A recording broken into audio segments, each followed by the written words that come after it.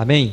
Deuteronômio capítulo 32, o verso 35 diz assim: minha é a vingança e a recompensa ao tempo em que resvalar o seu pé, porque o dia da sua ruína está próximo, e as coisas que lhes hão de suceder se apressam a chegar. Porque o Senhor fará justiça ao seu povo e se arrependerá pelos seus servos, quando vir que o seu poder se foi e não há fechado, nem desamparado. Então dirá: onde estão os seus deuses, a rocha em que confiavam, de cujos sacrifícios comiam a gordura e de cujas libações bebiam o vinho? Levantem-se e vos ajudem, para que haja para vós escondedouro. Vede agora que eu sou, e mais nenhum Deus comigo. Eu mato e eu faço viver, eu firo e eu saro. Ninguém há que escape da minha mão. Porque levantarei a minha mão aos céus e direi: eu vivo para sempre. Se eu afiar a minha espada reluzente e travar do juízo a minha mão, farei tornar a vingança sobre os meus adversários e recompensarei os meus aborrecedores. Amém. Pode sim. A escritura aqui, nesta versão revista e corrigida, com palavras tão complicadas, tão difíceis, mas a versão revista e atualizada te dá um entendimento até bem maior do texto. Mas na suma das coisas, Deus está dizendo que a vingança pertence a Ele. Mas Ele não está dizendo assim: eu não me vingo. Não, Ele está dizendo que Ele vai se vingar. Deus é vingador. Que coisa, né? Mas tem que ser. Porque existe salvação, existe condenação, existe juízo. Deus nos chama, amém? Deus nos chama à sua presença, Deus nos ama, mas o verso 41 ele termina dizendo: recompensarei os meus aborrecedores. A versão atualizada diz: os que me odeiam, eu recompensarei os que me odeiam. Mas você jamais vai pegar alguém ali na rua e vai perguntar e vai dizer assim: você odeia Deus? O que a pessoa vai dizer? Não, eu amo a Deus. Todo mundo não diz que ama a Deus? Então todos serão salvos, porque todos dizem que amam a Deus. Mas não é isso que diz João 14, 21. João 14, 21 diz: aquele que tem os meus mandamentos e os guarda, este é o que me ama. E aquele que me ama é amado do meu Pai, eu também o amarei e me manifestarei a ele. Então, Deus considera-se amado por quem? Pelos que guardam os seus mandamentos. Guardar é dar a vida por eles. Não adianta o camarada: eu amo a Deus. Que Deus? Ele nem sabe que Deus é esse. Não se pode servir a um Deus desconhecido. E sem conhecimento bíblico, não adianta dizer que tem Deus, porque só existe um Deus revelado na Bíblia, não detido pela Bíblia, porque o nosso Deus não é detido pela Bíblia, Ele é transcendental. O nosso Deus é muito maior do que o que a Bíblia revela. Nem ouse limitar o teu Deus pela Bíblia, nem ouse isso, nem pense, nem passe isso pela tua cabeça. Aqui já tem uma revelação tremenda nesses 66 livros, mas o teu Deus é infinitamente superior a tudo isso. E põe superior nisso. E aqui ele está dizendo: eu vou dar recompensa dos que me odeiam, dos que me aborrecem. E já vimos quem é que aborrece a Deus.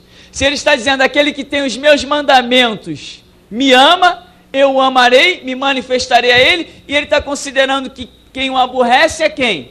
Quem não tem os seus mandamentos, quem não guarda os seus mandamentos, como a escritura vai dizer, Levítico 18:5, né? O que tem os meus mandamentos terá vida por eles. E Jesus repete isso em Mateus 4,4 na cara do diabo: não só de pão viverá o homem, mas de toda a palavra que sai da boca de Deus. Daí eu digo, sem Bíblia, não há Deus. Jamais você encontra Deus fora da Bíblia. Porém, ele não está limitado à Bíblia. E nós vamos vendo que Deus se vinga, mas Deus se vinga mesmo? Nós conhecemos uma história chamada libertação do Egito, com um pastorzinho lá metido chamado Moisés. Metido, pelo menos para Faraó ele era metido. Quando ele chegou lá: deixa sair o meu povo, assim diz o Senhor. Senhor? Não conheço nenhum Senhor. Moisés, de que você está falando, hein? O sol do deserto te deixou meio doido, é? Você vem aqui depois de tantos anos para me afrontar? Olha, eu não conheço o Senhor, não deixarei sair Israel. E tem mais, Moisés, eu não respeito um Deus de escravo. Se esse Deus fosse grande mesmo, o povo dele não seria meu escravo. Dura essas palavras. Deve estar se arrependendo até hoje. Porque Deus é vingador. Os magos do Egito, sabe o que são magos? Aqueles que estudam as estrelas. Hoje mago se tornou um negócio pejorativo, muito ruim, mas naquele tempo eram os astrônomos, aqueles estudiosos das estrelas. A Bíblia diz lá em Gênesis que as estrelas seriam para quê? Sinais de tempos e eras, né? Tanto que uma estrela apareceu e os magos do Oriente vieram e perguntaram o que em Jerusalém? Onde é nascido o rei dos judeus? Nós vimos a sua estrela no Oriente e viemos adorá-la. É para isso que Deus criou as constelações, as estrelas, para sinais de tempos e eras. Tempo em tempo está morrendo estrela, está nascendo estrela. Por quê? Porque são para sinais de tempos e eras. Só que nós não temos acesso a isso. Mas quem tem, existem livros de profecias só fundamentados nas estrelas. Não estou falando dessa coisa diabólica chamada astrologia, horóscopo, signo. Não é disso que eu estou falando de ciência. Não dessa palhaçada que o diabo está usando por aí, escravizando pessoas. Não é disso. Mas os magos do Egito tinham a constelação, porque existem constelações que representam as nações. E tinha a constelação do Egito, e os magos do Egito observavam. De repente eles viram uma estrela que vinha invadindo a constelação do Egito. Quando surgiu a lenda que no meio do povo de Israel se levantaria um libertador, Faraó riu e falou assim para os seus súditos: eu não conto os meus adversários pelo número de escravos. Eu conto pelo número de armas que ele tem. O que eu tenho que me preocupar com Israel? Como pode se levantar um libertador no meio deste povo? Eles são meus escravos, eu os domino. Aí os magos do Oriente falaram assim: meu senhor, tem uma estrela que está invadindo a nossa constelação. Pode ser que essa lenda que existe entre os escravos, que vai surgir um libertador, seja realidade. Faraó sabia muito bem o que significava o movimento dos céus. Falou assim: então tem um jeito muito fácil. Vamos mandar matar todas as crianças que nascerem. Todo homem, tem que ser homem. Todo homem, por quê? Faraó sabia que uma mulher não poderia libertar. Faraó sabia que uma mulher não poderia ser a libertadora. Por quê? Porque ele estudava. Hoje tem pastora por aí, não tem? O dia que pastora descer na minha garganta, meu irmão, deixa de ser um pregador do evangelho. Mas ele achava: vamos fazer o seguinte, vamos matar todo menino que nascer, a gente manda matar. Resolvemos o problema, está solucionado. E começou o derramamento de sangue. Filhos eram arrancados dos braços das suas mães, filhos que estavam sendo amamentados e eram cortados com a espada pelo meio, eram jogados no rio Nilo, um horror! Mas a Bíblia diz que Deus é o quê? Vingador. Moisés cresceu, debaixo do nariz de Faraó cresceu Moisés. Ninguém frustra o plano de Deus. E ele se vinga daqueles que tentam, só que tentam, porque conseguir ninguém consegue. Aquele que tenta contra você, Deus abate. Só em tentar, porque você já tem uma promessa, 1000 cairão ao seu lado, 10.000 à sua direita, tu não serás atingido. Só em tentar contra você já está na mira de Deus. Quando dá o passo, ele abate. Abate que nem um porco. Porque é assim que são aqueles que rejeitam a palavra de Deus, considerados a porcos. Faraó fez a gracinha dele, mas o vingador que não dorme, não tosqueneja, preparou a sua vingança. Moisés, vai lá fora ver o povo que você sabe que saiu do meio dele. Aí viu alguém chicoteando um hebreu. Moisés se levantou com as mãos e matou aquele egípcio. Teve que fugir para o deserto. Lá no monte, Deus se manifesta no meio da chama, porque já se manifestou com fogo, que significa juízo. Moisés, agora tu vai lá. Eu vou manifestar as minhas pragas. Se Faraó não ouvir a primeira, a última eu te garanto que ele vai ouvir. O que ele fez com os filhos do meu povo, eu vou fazer com ele. E na 10ª praga, o anjo da morte, Deus não mandou ninguém matar ninguém lá. Deus mandou, ele mesmo determinou lá do céu a morte de todo primogênito do Egito, porque ele é vingador. Ele se vinga. A Escritura diz, se com espada tu feres, com espada serás ferido. Se tu levas em cativeiro tu irás. Deus não se deixa escarnecer. Tudo que o homem semear, é palavra de Deus. Ele é vingador. Tem gente por aí que acha que vai poder semear o mal e colher o bem. Não vai, porque Deus não vai deixar. Ele é vingador. Ele se vinga mesmo. Deus guarda rancor. Que isso? Extrapolou, pregador. Vai estudar teologia. Vou estudar sim. Eu nunca vou parar de estudar teologia. E é por isso que eu posso pregar e apostar a vida primeiro lá no meu gabinete. Depois eu subo aqui para pregar. Deus guarda rancor. E como guarda rancor?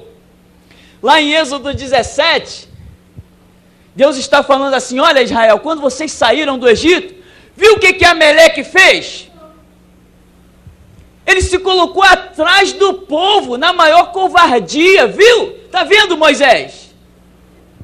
Enquanto o povo ia caminhando, saindo do Egito, um exército inimigo vinha por trás, matando o povo, mulheres, crianças. Que covardia! Não vieram pela frente encarando os homens, não. Vieram pegando as mulheres e as crianças por trás, porque era uma multidão.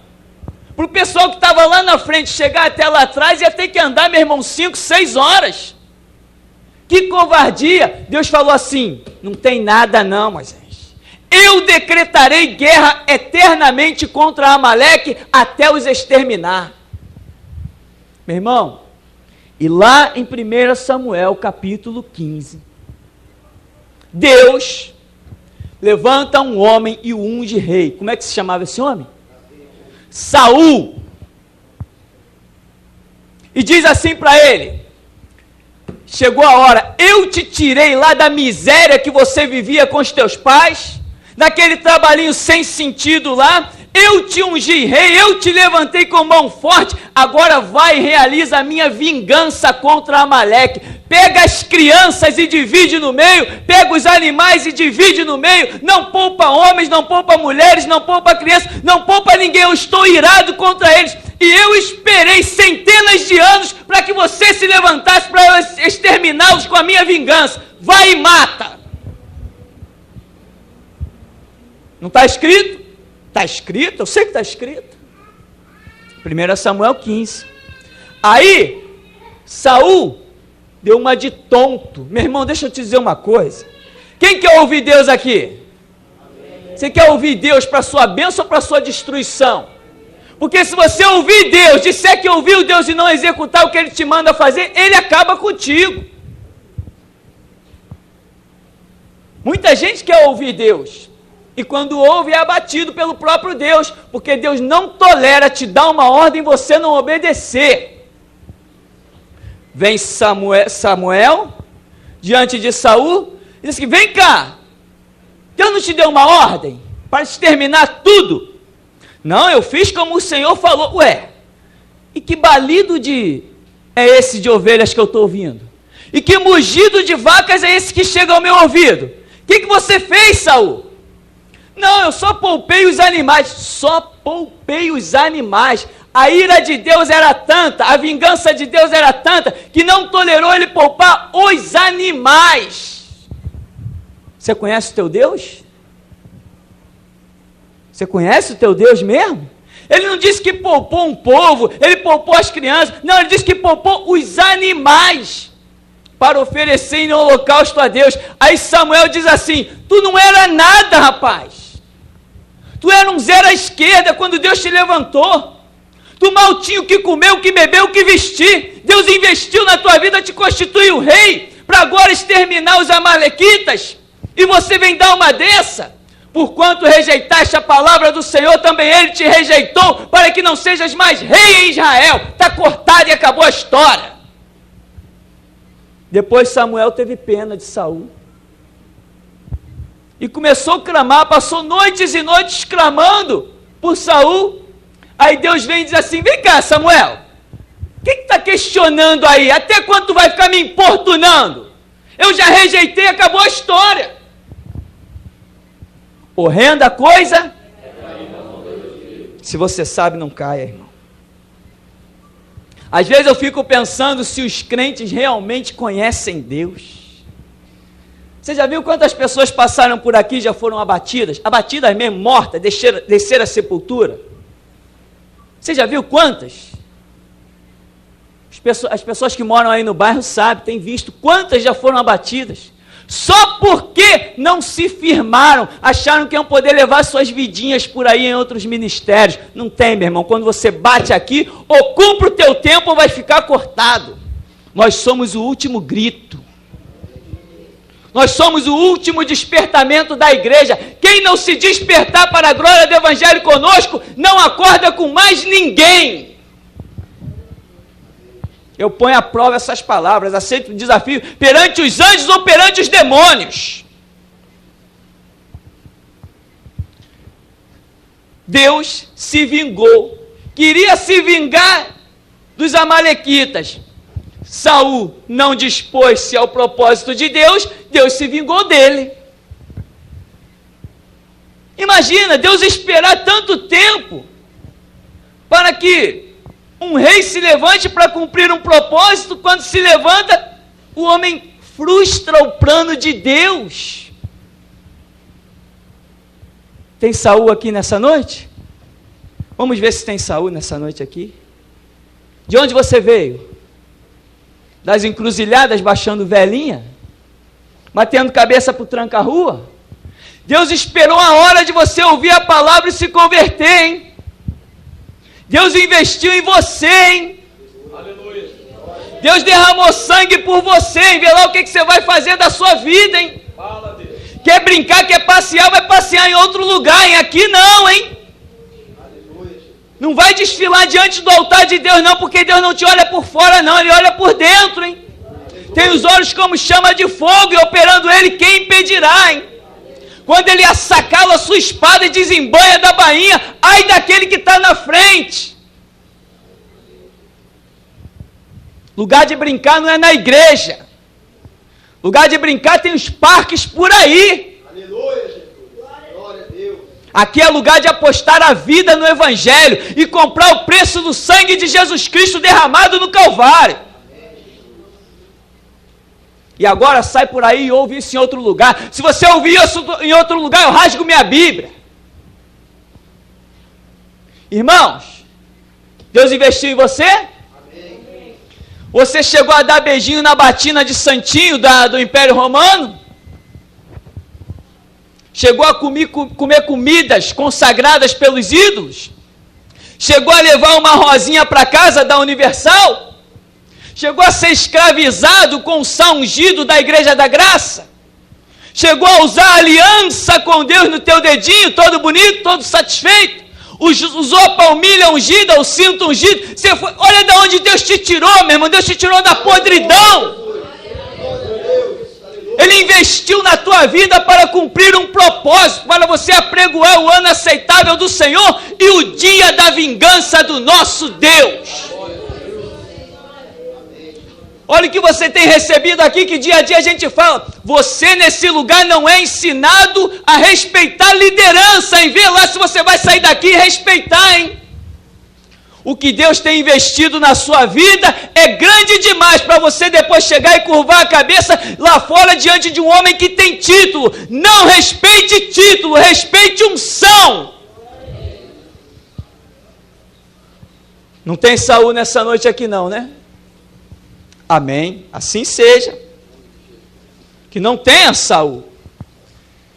Deus se vinga e se vinga terrivelmente. Deus tem fome e sede de justiça. Mas Ele jogou isso para cima de você também, em Mateus capítulo 5, verso 6. Bem-aventurado que tem fome e sede de fome e sede. Você não pode viver sem comida e sem bebida. E Deus está dizendo que você também, como crente, você não pode viver sem fome e sede de justiça. Isso tem que ser parte da sua vida. Vingança, sabe o que significa vingança? Eu olhei no dicionário, cedinho, antes de nós começarmos a pregar. Vingança é também justiça. Quando você deseja que um marginal seja preso, você quer justiça, né? É vingança. A vingança e justiça é a mesma coisa. Então, bem-aventurado que tem fome e sede de vingança. Aliás, para que pregamos o Evangelho? Não é para que Deus exerça o seu juízo? Jesus Cristo falou o quê? Se alguém não crê em mim, eu não julgo. Por quê? As minhas palavras o julgarão no dia do juízo. Mas eu te pergunto, como que as palavras de Cristo vão adiante? É pelos teus lábios. Você quem leva Jesus Cristo adiante. Você é o instrumento de Deus para que Ele exerça justiça e juízo sobre o mundo. E ai de nós se falharmos. Sabe o que Paulo diz? Tem uma versão bíblica que acrescenta Paulo dizendo o seguinte: ai de mim se não anunciar o Evangelho. Para que restava mais a vida dele? Servia para quê? Para que a vida de Paulo, de Pedro, de Tiago, João, para que a vida deles serviam depois que eles conheceram Jesus Cristo? Para mais nada a não ser anunciar o reino de Deus. Lá em Apocalipse 6, a partir do verso 9 até o 11, nós vemos debaixo do altar a alma daqueles que foram martirizados por amor do nome de Jesus Cristo e por pregar a palavra da verdade. E eles estão clamando e dizendo o quê? Até quando, Senhor Deus Todo-Poderoso, não julgas o nosso sangue daqueles que habitam sobre a terra? E Deus falou o quê? Não vou fazer isso não. Foi isso? Não. Espera mais um pouquinho, toma essas vestes brancas e finas de justiça e de vingança.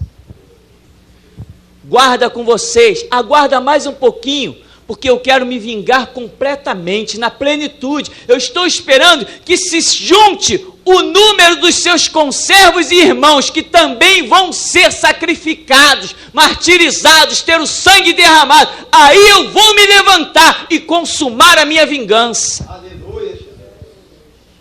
Deus se vinga, irmão. Só por causa do tempo nós vamos pular um pouquinho, vamos direto para o assunto. Estamos só na introdução.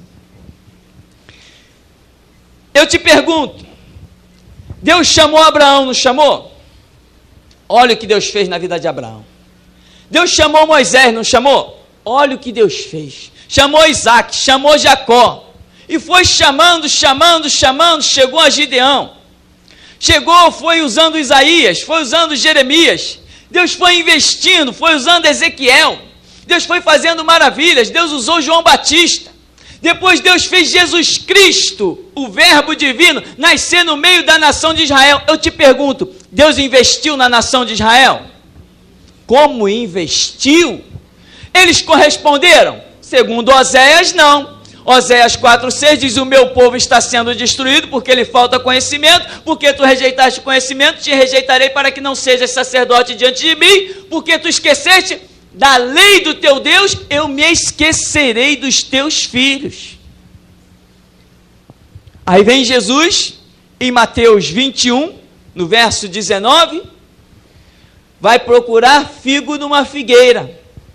Não achou, só achou folhas. A figueira representava quem? Nação de Israel. E ele diz o que para aquela figueira? Nunca mais nasça fruto de ti. Acabou o tempo. Tinha que apresentar os frutos. Eu estou me vingando de vocês. E vou usar a própria palavra de vocês para vingar-me de vocês. Quer ver como vai usar? Diante de Pilatos. Estou inocente do sangue deste homem. O que a multidão gritou? Caia sobre nós e nossos filhos o sangue deste homem inocente aí. Pode cair sobre nós, mas mata ele, crucifica ele. Nós queremos Barrabás. Ah, vocês querem Barrabás? Vocês querem um assassino? Vocês querem um estuprador? Vocês querem um homicida? Vocês não querem o santo de Deus? Tudo bem. Ele será levado aos gentios, mas vocês vão pagar o preço. Aí se levanta aquele que eu não gosto de mencionar o nome, que tipifica o anticristo, Hitler. Você conhece a história do Holocausto? Você já viu um filme chamado A Lista de Schindler? Deus se vinga ou não se vinga? E como se vinga? Horrenda coisa é cair nas mãos de um Deus vivo. Irmão, não se iluda com Deus. Não se iluda com Deus. Deus tem dois chamados na nossa vida. Um é para a salvação e o outro para a condenação. Não se iluda com Deus, porque Ele não facilita salvação para ninguém. Jesus Cristo disse que a porta do céu é o quê? Estreita. E um Deus vingador, meu irmão, é difícil escapar dele. É difícil. Não se iluda com Deus não, meu irmão. Se você não levar a vida a sério, se você realmente não se encher do fogo do Espírito Santo para transtornar o mundo, você não cumpre os propósitos de Deus. Deus está procurando Jeremias para que seja coluna de bronze. Deus está procurando Ezequiel. Deus está procurando Isaías. Deus está procurando Gideão. Deus está procurando Elias. Tem Elias solto pelas ruas? Tem que ter. Tem que ter homens que não tenham papa na língua, que rasgue o verbo e fale da verdade de Jesus Cristo. Em 2 Tessalonicenses, capítulo 2, no verso 2 em diante, Paulo fala que, porque o mundo não recebeu o amor de Deus para se salvar, o que Deus fará, hein? Deus lhes permitirá a operação do erro. Deus vai permitir que o diabo faça fogo cair do céu. Deus vai permitir sinais e prodígios terríveis para que a humanidade seja enganada, porquanto não creram no sangue de Jesus Cristo derramado. Por quê? Porque desde o Antigo Testamento o Senhor está dizendo: a vingança me pertence. Então eu vou perguntar mais uma vez: Deus investiu em você? Será que você está levando uma vida com Deus ou será que você está levando uma vidinha com Deus? Deus te tirou de debaixo dos pés do diabo, de idolatrias, de adorações inúteis, derramou o sangue lá na cruz, sofreu a separação do Pai, Eli, Eli, lama sabachthani. Deus fez coisas tremendas para você levar uma vida. Que vida? A vida que nós temos visto de alguns irmãos de outras igrejas, que não sabem João 3,16, depois de 3, 4 anos de igreja. É isso que é vida com Deus? Para de se enganar, para de se iludir. Vai jogar futebol, vai jogar ping-pong, deixa a igreja para quem é remido e lavado no sangue realmente. Está dando uma de político, que aparece na igreja só na época para pedir voto? Está dando uma de quê? Está passeando na igreja? Deus investiu alto na nossa vida, irmão. Não é para levarmos uma vidinha, não. Está na igreja para quê? Pedindo para Deus abençoe o meu trabalho, abençoe a minha casa, abençoe... É isso que é Deus? Não é esse que é Deus, não. A unção de Isaías 61 só vem sobre aqueles que querem cumprir aquele propósito. O Espírito do Senhor Deus está sobre mim porque Ele me ungiu. Para quê? Pregar boas novas aos mansos, restaurar os contritos de coração, proclamar liberdade aos cativos, apregoar o ano aceitável do Senhor e o dia da vingança do nosso Deus. Não escolha a boa parte mansinha. Eu vou proclamar boas novas aos mansos. Não, a unção é uma só. Ou ela cumpre tudo, ou ela não se manifesta em nada. É como uma laranja. A laranja não é uma parte, não é um gomo, ela é toda. Assim é a unção do Espírito Santo. Se você se acovardar num gomo, ela não cumpre o restante dos outros gomos. Amém, meu irmão? Então, leve uma vida séria com Deus. Deus investiu em nós para que os seus propósitos sejam cumpridos, firmemente estabelecidos. Você quer atravessar as fronteiras para pregar o Evangelho? Que Evangelho você quer pregar? Eu estava na Ordem dos Pastores Evangélicos Mundial me despedindo daquilo lá, porque eu não tenho aliança com político e não convivo com quem tenha.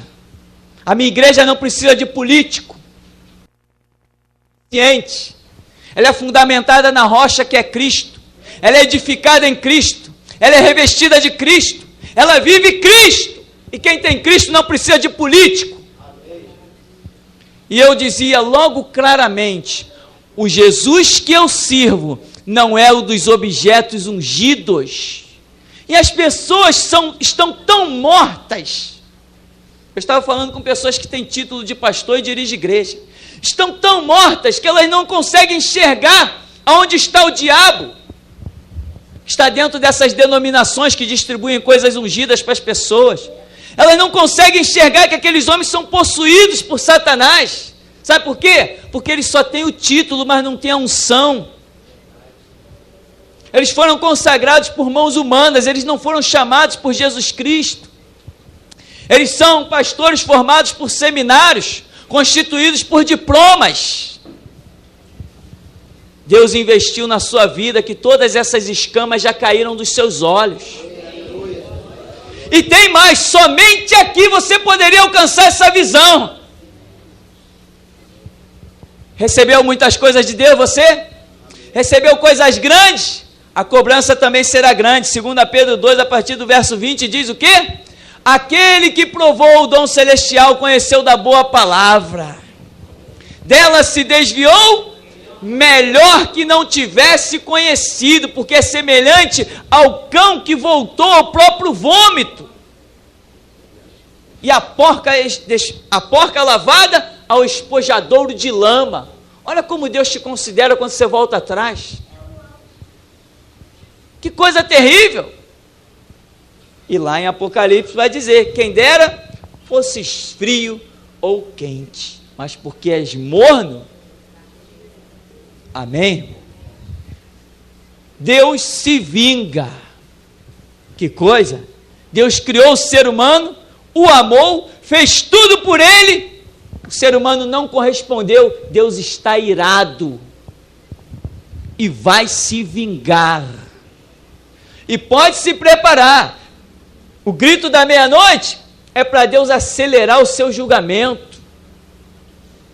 10 virgens, 5 prudentes e 5 nécias. Não teve piedade, não teve misericórdia. Quando voltaram, bateram na porta: Senhor, abre-nos a porta. O quê? Eu nunca vos conheci.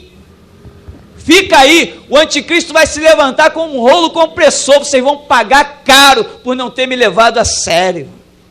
Amém, querido? Com Deus não se brinca. Sobe, calvo, sobe, calvo. Amém, querido? Vamos para o Monte Carmelo e vamos clamar. Aquele que responder por fogo, esse é Senhor Israel. Amém, irmão? Então, querido, que você entenda com muita clareza.